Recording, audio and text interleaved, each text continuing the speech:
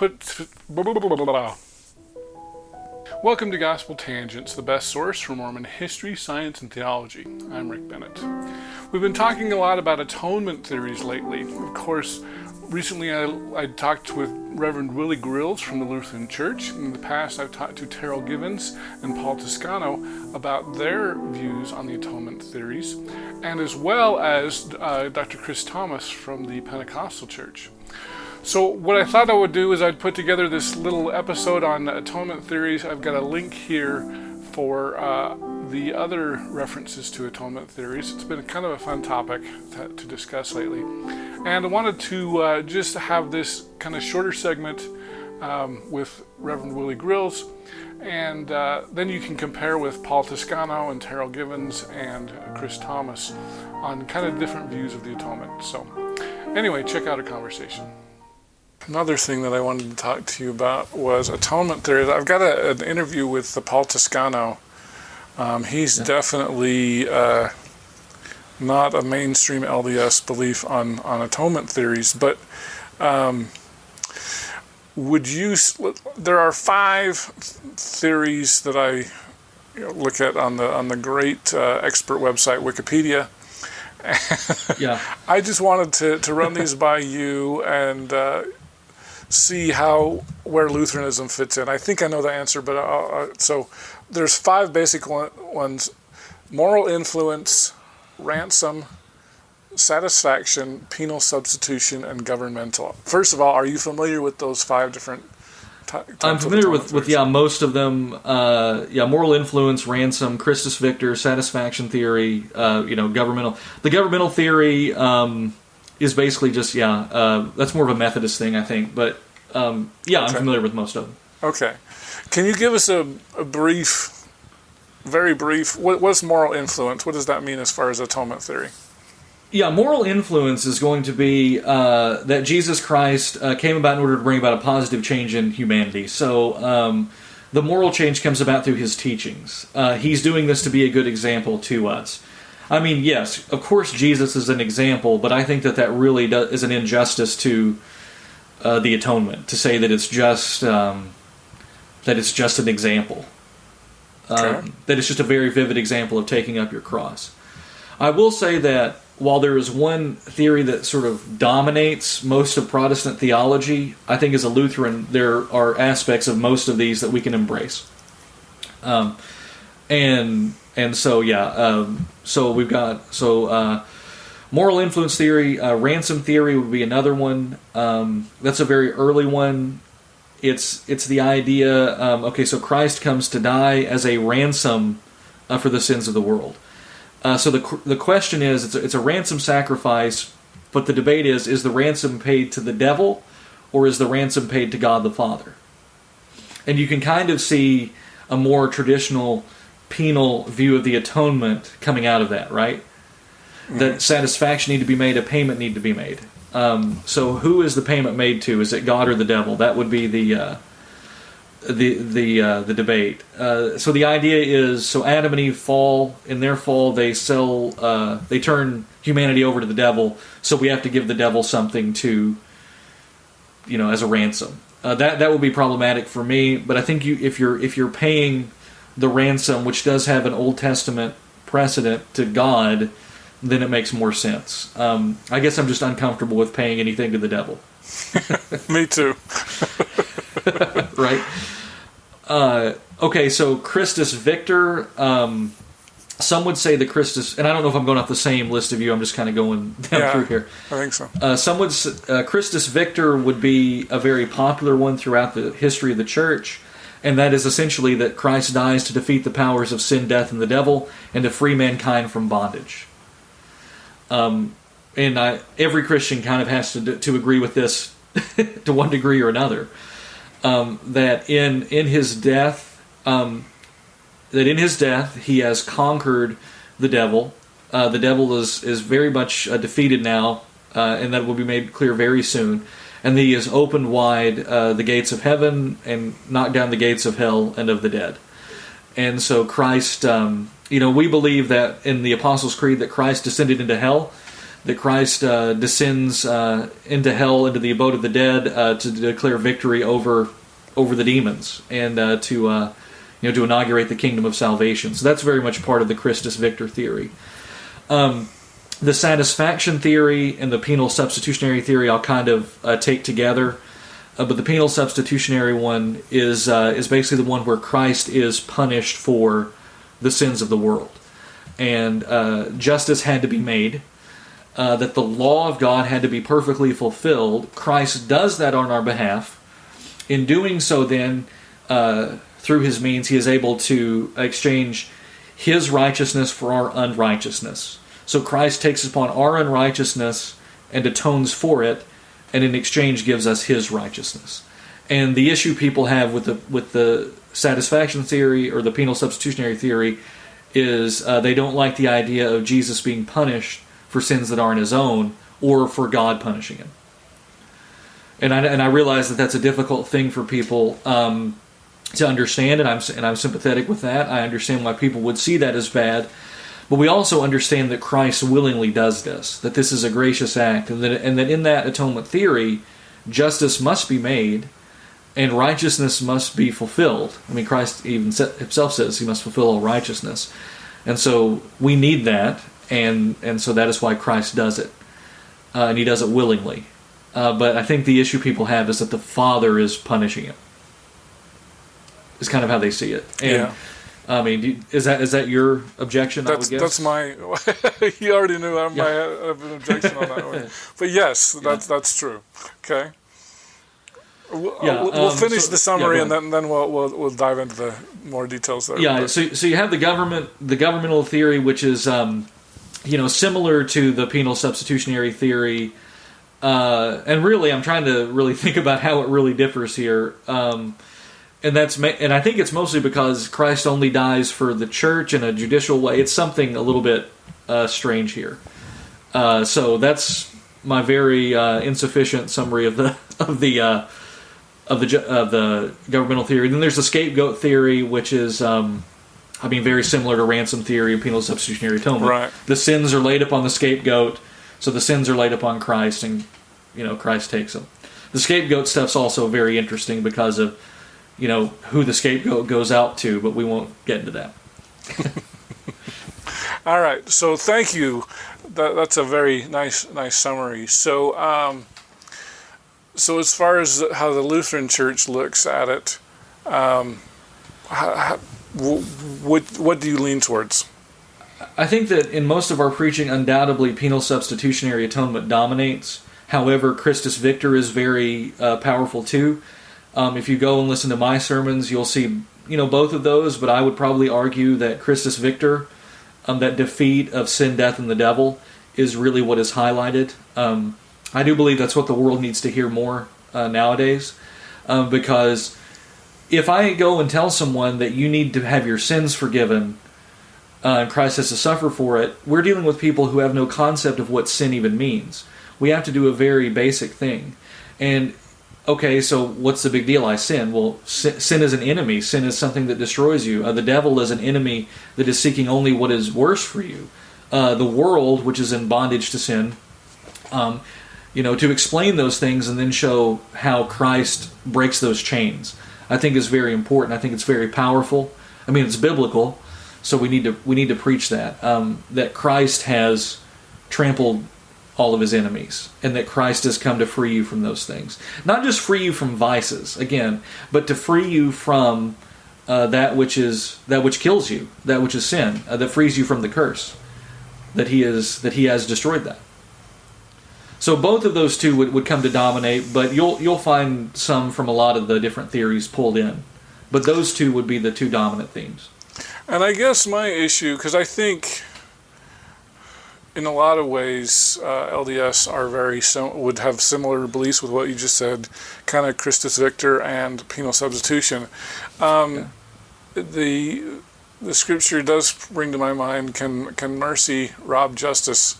There's a big theological case in the Book of Mormon about that, which really seems to be kind of penal substitution. Every time I ask a theologian like you or Chris Thomas or Paul Toscano, they kind of shy away from what is atonement theology in the Book of Mormon, and maybe this is just my obsession with it, but I don't like penal substitution. I don't like it. Well, I mean, if you receive the benefits of it, you'd like it. Well, yeah. But I guess my issue is why does God have to punish Jesus?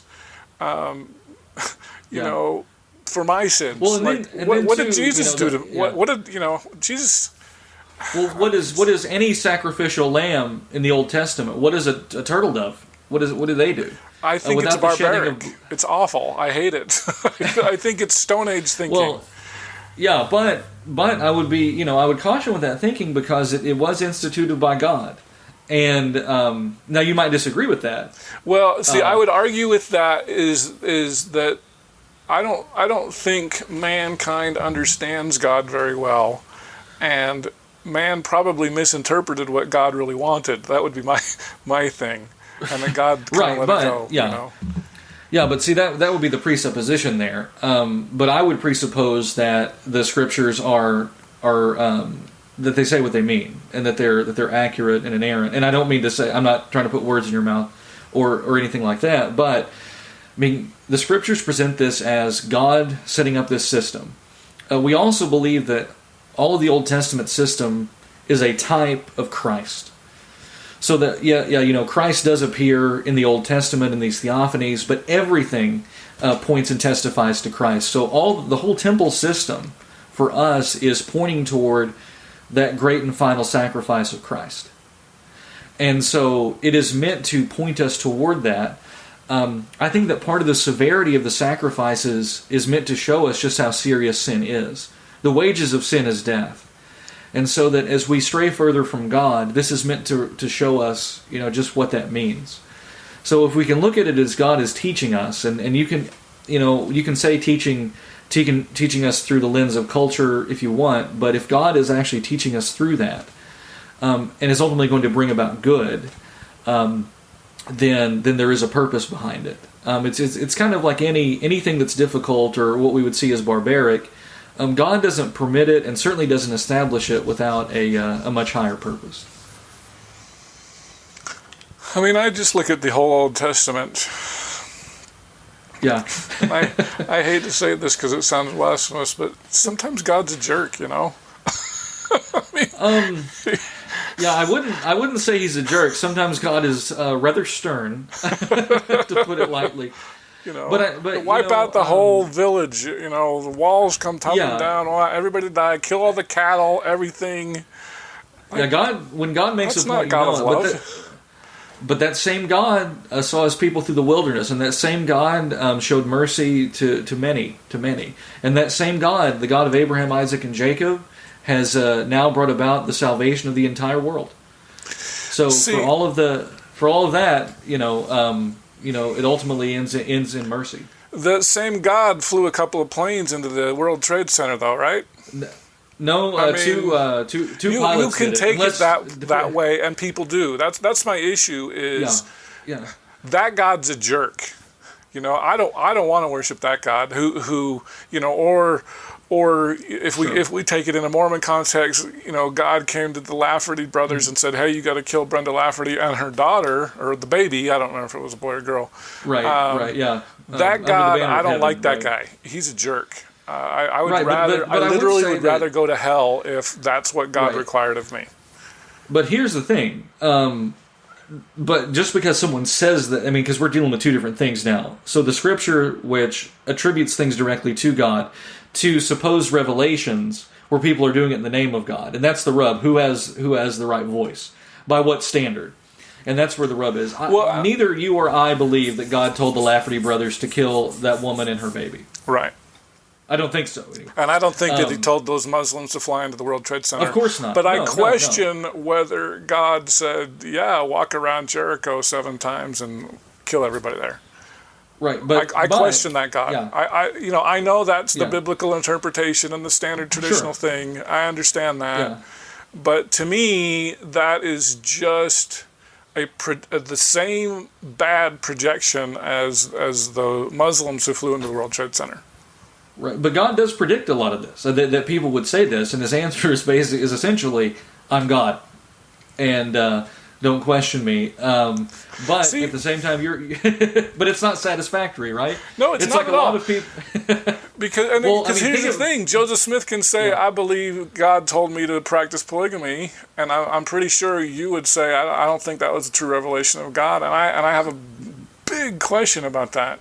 And that's the tricky thing for you, because I can sit here and say that, I believe that the Scriptures are inspired and inerrant. I believe pretty much all the traditional things about, I believe it happened, and I believe that God, told people to do this, and I'm going to wrestle with those difficulties when dealing with people. How could God allow this?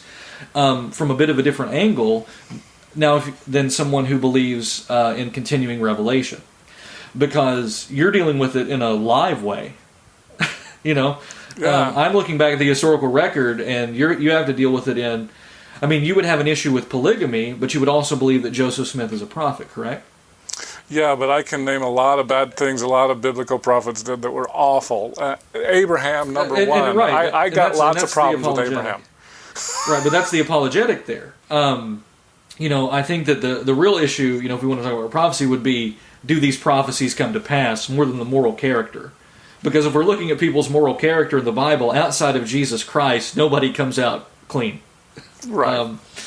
And so, you were going to struggle with these in a different way, like Mountain Meadow. Well, that's kind of a different one, because there's debate on that, right? Yeah. There's really no debate among the LDS among official LDS, that Joseph Smith practiced polygamy. Oh, that he practiced it, absolutely. Right. And so that and then you have to wrestle with that, right? Because it's in Revelations and Doctrine and Covenants. Mm-hmm. But I can still look at the Bible. If I put my Bill Maher hat on and say, "Well, look, the Bible regulates slavery, and right. Lot slept with his daughter, and Noah got drunk, and what's his name? The guy who got swallowed by the shark, Jonah, or I guess it was a big fish. I shouldn't say shark.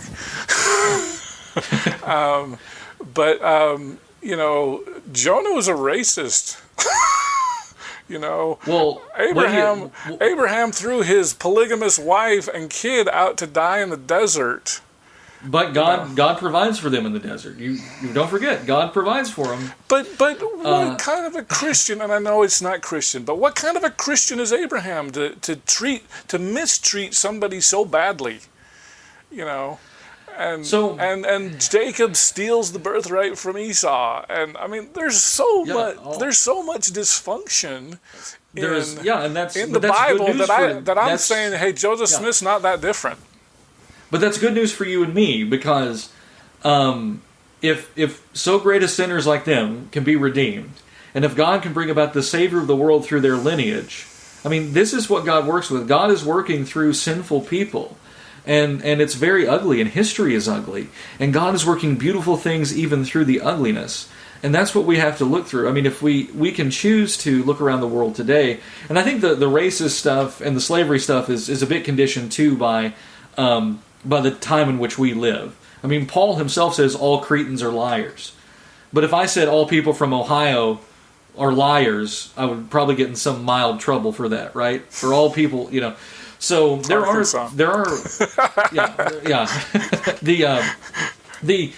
the language. I'm a bit careful with sort of language policing on stuff, because there's a lot of loaded terms there. But the ancient world speaks much more harshly than we do.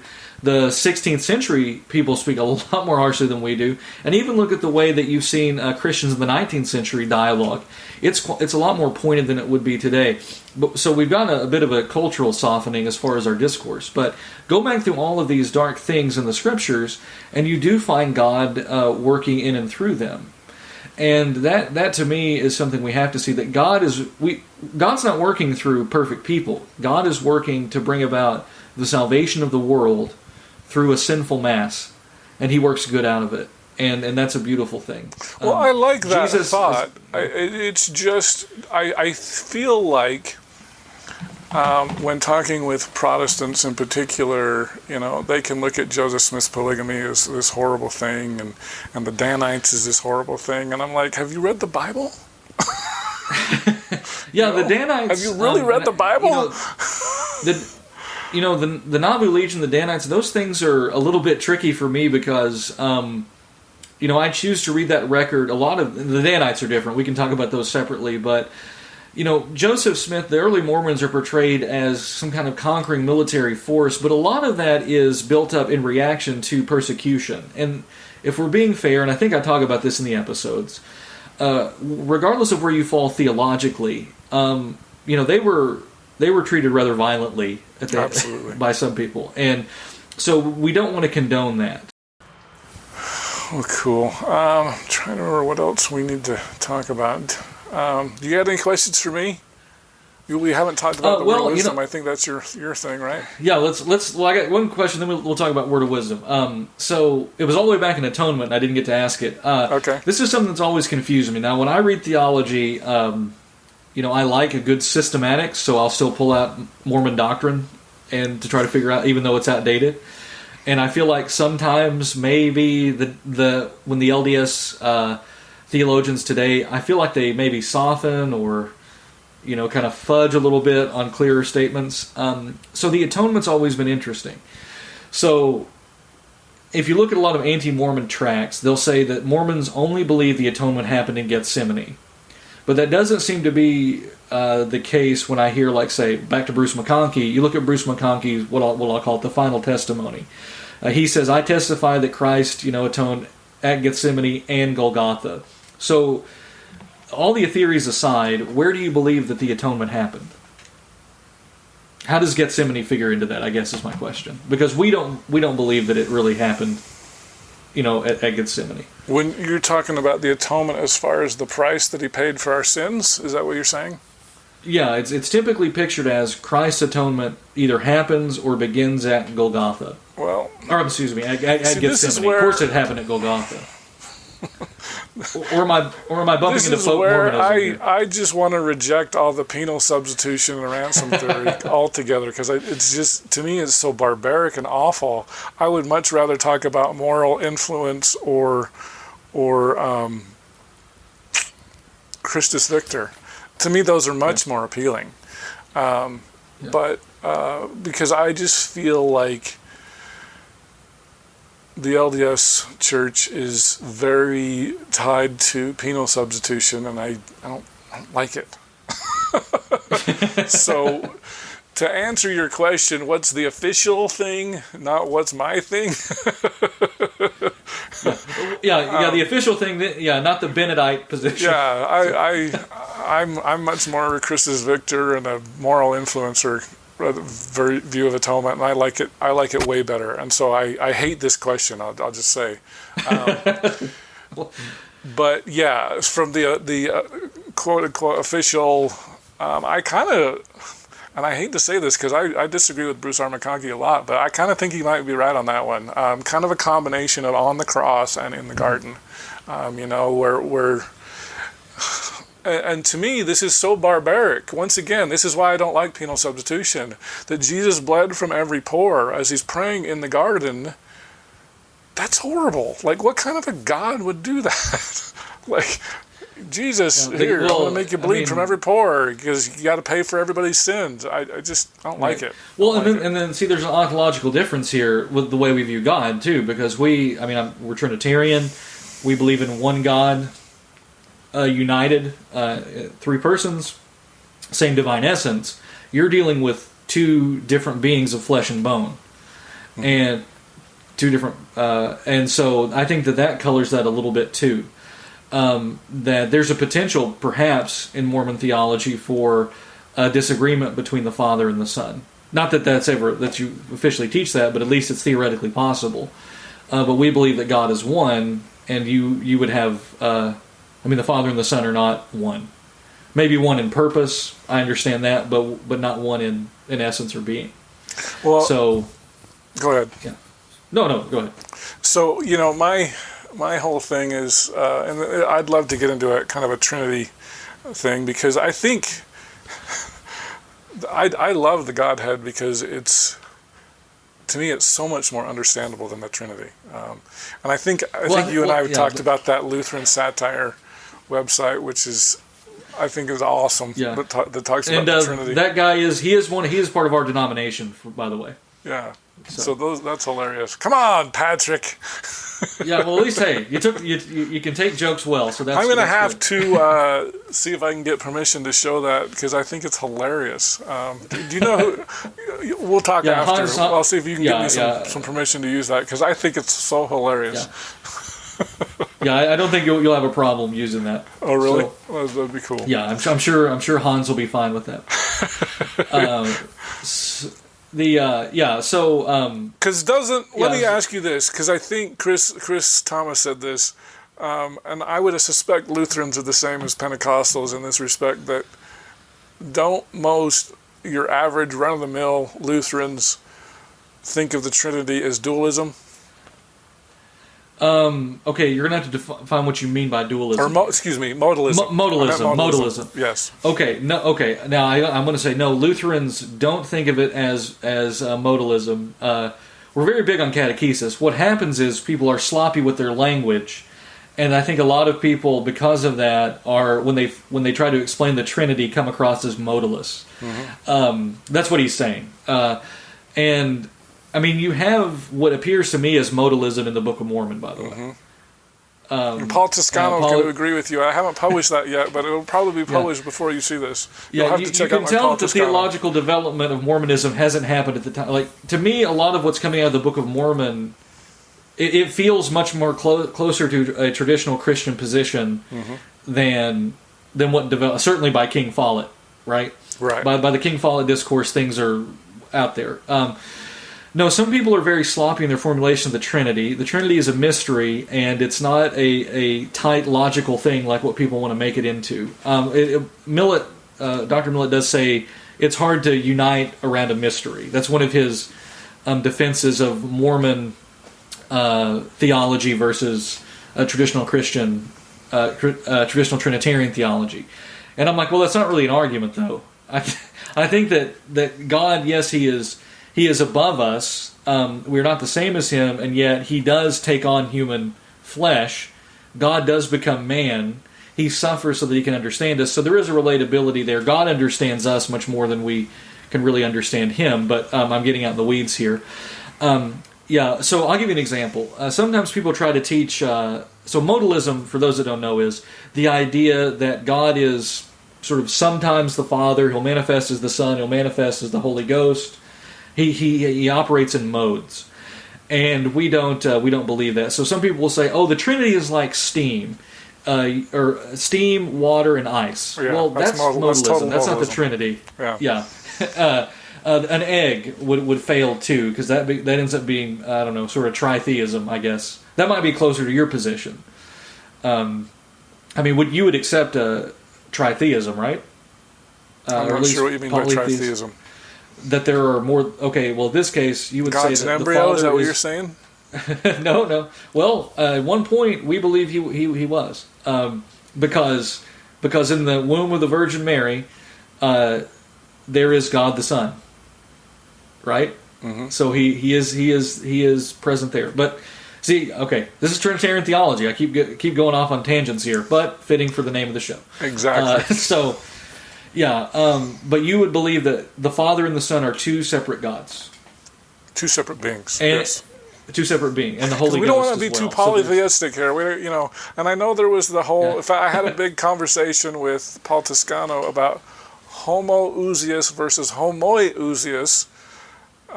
Yes. Okay. So Toscano, he's keeping up with the classic debates. Well, he actually didn't know what the difference was. I had to explain.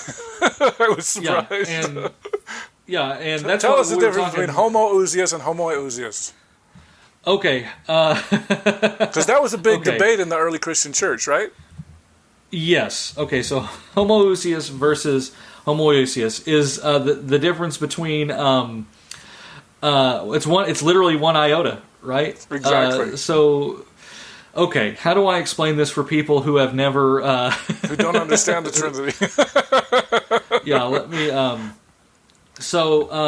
It's the question of, is God of the same substance or of a similar substance? Mm-hmm. So the Nicene affirmation is homoousios, that God is of the same substance. Homoousios is that the Father and the Son would be of a like substance. Does that make sense? Okay, and so the idea is homoousios, God and Jesus, this is why I hate the Trinity, are the same. They're the same substance, right? And homoousios is God and Jesus are similar, but they're different. Is that right? Is that what the debate was? Yeah. So are they identical? Yeah.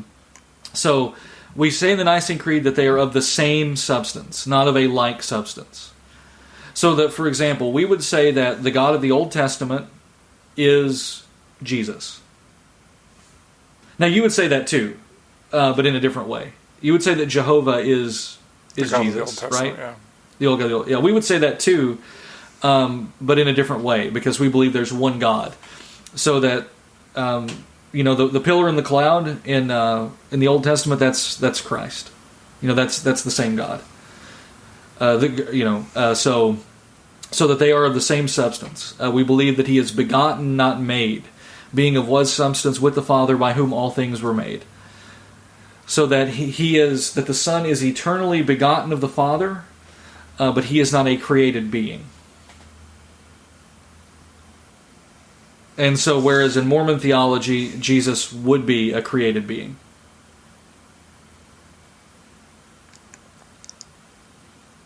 Right? You're going to have to watch my Paul Toscano interview, because he takes big issue with the whole ladder thing, theology. He says that's all wrong. But he's a heretic anyway, so I guess it doesn't matter what he says. But that's right, yeah. But it's interesting. He has a very interesting take on that. In fact, he's way more Adam God than I anticipated. So. Well, yeah, this is just kind of blowing my mind here, because he's arguing like he's over here on a pseudo-Trinitarian tract, sort of pulling more toward traditional Christianity, but then he would go to Adam God. So what is going on with it'll be a fun interview. You'll have to watch that one for sure. It was very interesting. So. I hope you enjoyed our conversation with Reverend Willie Grills. Once again, Willie, thank you so much for sitting down with me and talking about atonement theories. Hopefully it wasn't too heretical for either the Lutheran or the Mormon Church. Probably was for both, but anyway. So thanks again. In our next conversation, I'm excited to introduce another William, Dr. William Davis, and he's going to talk a little bit about his training in Shakespeare and how that helped him look at chiasmus. Some of my early publications were on Shakespeare's use of complex chiasmus, but then also in terms of how he used it in ways that he incorporated devices from classical rhetoric. And so when I started looking at the Book of Mormon, a part of it was because it had that interest in chiasmus as well. And I'd been studying chiasmus before. I first heard about it when I was on my mission. And then, so it always kind of stuck with me. If you like what we're doing at Gospel Tangents, please support us. Go to gospeltangents.com and you can get full interviews as well as transcripts if you'd like those. So click here to subscribe, and over here you can see some of our other great videos. Thanks again.